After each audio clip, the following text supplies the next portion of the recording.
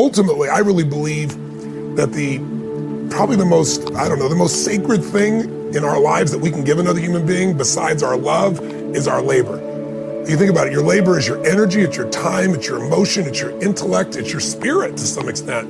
And if you can find a way where what you do for a living activates that sense of what you're made for, then work is not work, whether you be in Fiji or whether you be in an environment that might seem less exciting and promising in the moment. And trust me, I worked in plenty of those too, but with the same level of excitement and passion, because I found what turns me on, that makes me feel alive, makes me feel like I'm doing something that's worthwhile. And on Labor Day, I think a lot of people, it's just a holiday to get away and take time off of labor. And my hope is to trigger you to think about how could you turn your labor into your love? I think it was Mark Twain who said, when your vocation becomes your vacation, that's when life becomes truly magnificent. And I'm privileged enough to have that, but I pursued it. And one of the secrets that I found, and I know you know this in your soul, is that we all know if you're going to be masterful at something, you don't show up as the best in the world at something. You don't show up in environments that you want to be in. You get there because you did things for thousands and thousands of hours. Most of you know the concept of mastery taking 10,000 hours. It's an arbitrary number, but I'm sure you've heard about it. You want to get really good at something, it's 10,000 hours, because when you do something enough, with enough intensity, enough intention to constantly get better, when your labor is your love, and where your labor is something you have to always get better at, then usually what happens is you get these insights that allow you to serve more. But I also think that labor, we're talking about this weekend, what makes people fulfilled by their labor is their motives for it. If your motive is just to make money or just to pay your bills or just to get rich or whatever you think that's going to be, those people never really are fulfilled even if they make the money. The most fulfilled human beings in my experience, and I've had the privilege of working with literally 4 million people from 125 countries now around the world, the people that are most alive, regardless of the economics, are people that have found something that they really feel the motive is more than just themselves. We all know what it feels like when you're trying to do for something for someone you love and you're not doing it as a trade, you're not trying to get something back, you're just doing it because it's what you're made for. And I always tell people motive does matter, that if you're just doing something for yourself, there's nothing wrong with that, because life supports whatever else supports life. If you're part of life and you're trying to do something that's going to make your life better, I think the universe, God, whatever proper term for you, whatever your belief system is, infinite intelligence gets connected to you and it gives you insights. But I think if you're trying to serve more than yourself, more life than just you, when things support more of life shows up to support you.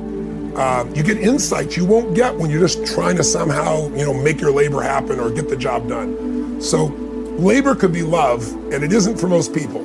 Most people, I think, are unhappy in their life because they look at labor as work.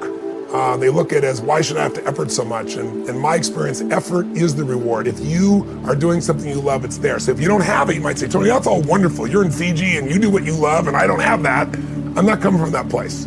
I'm coming from the place of saying you can discover something that you're really passionate about, but in order to do it, you got to get out of the story of what you can't do, and you got to put yourself on the line. Most of us came up with our labels based on how we behaved, but really smart people can do stupid things. Really nice people can be mean. Mean people can be nice.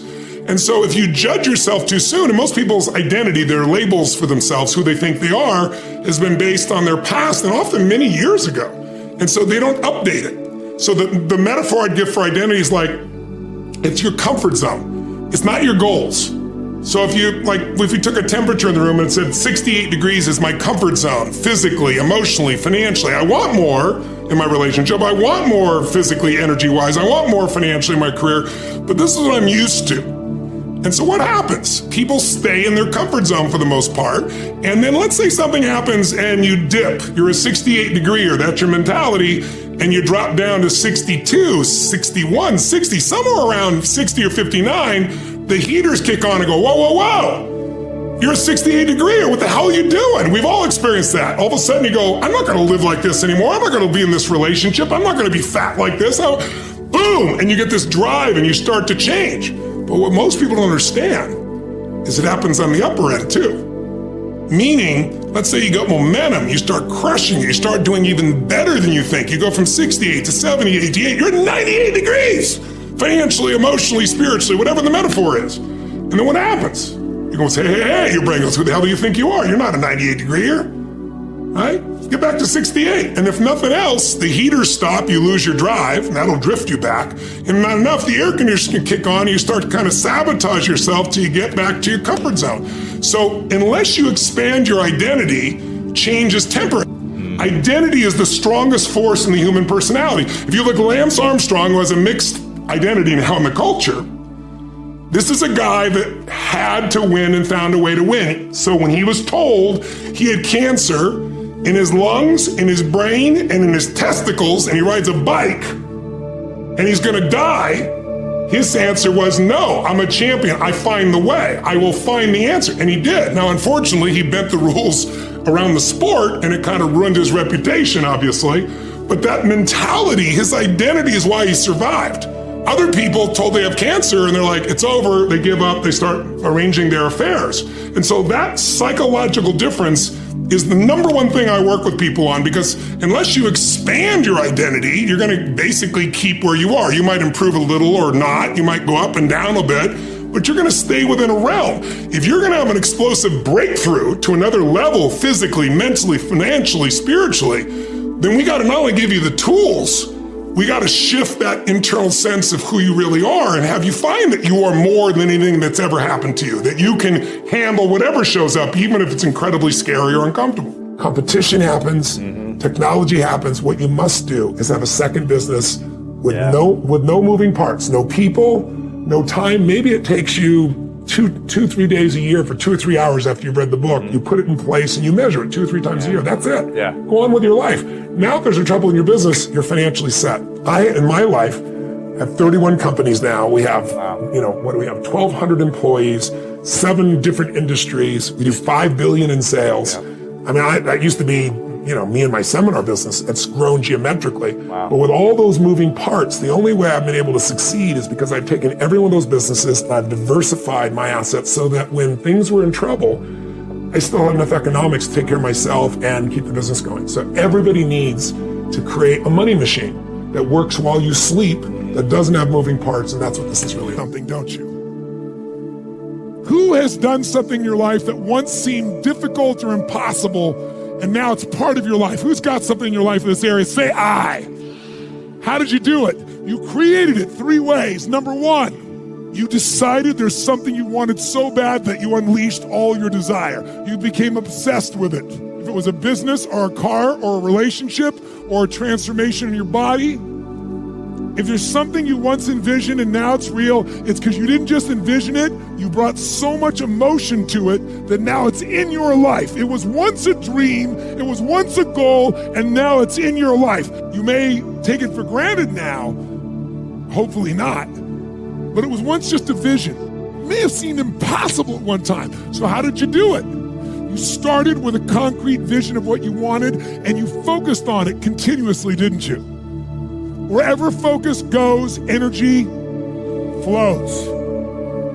You envisioned something, you got clear about it, and then you started thinking about all the reasons why you wanted it.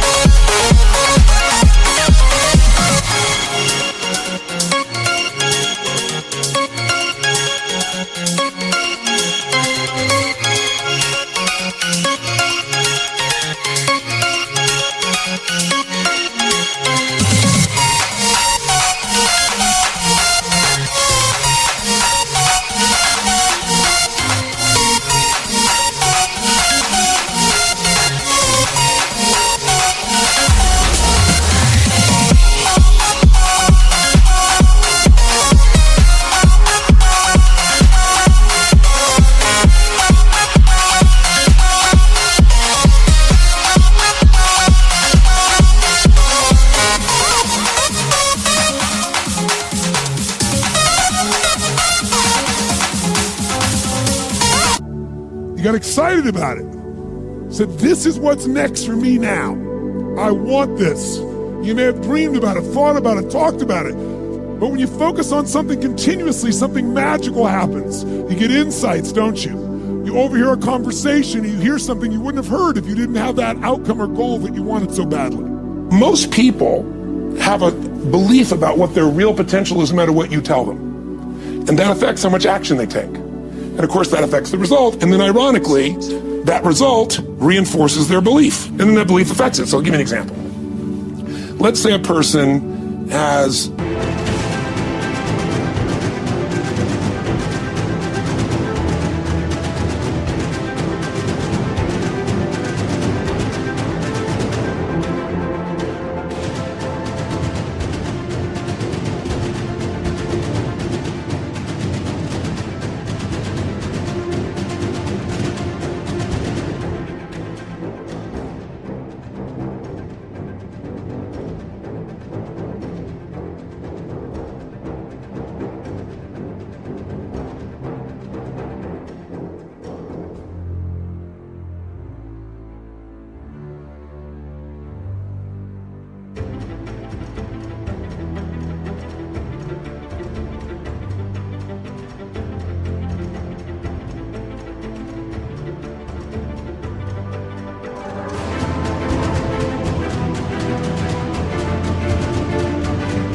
unlimited potential, we all agree. But they take little action, little results. Why? Because they have to start with a problem with their belief. They don't believe it's really going to happen for me. Maybe for Frank Kearns because he's got the cool hair and stuff, or maybe it's for you because you're so driven, but it's not me. Maybe Tony Robbins because he's a freak, got these big teeth. Whatever their thought process is, right? They got this thing, right?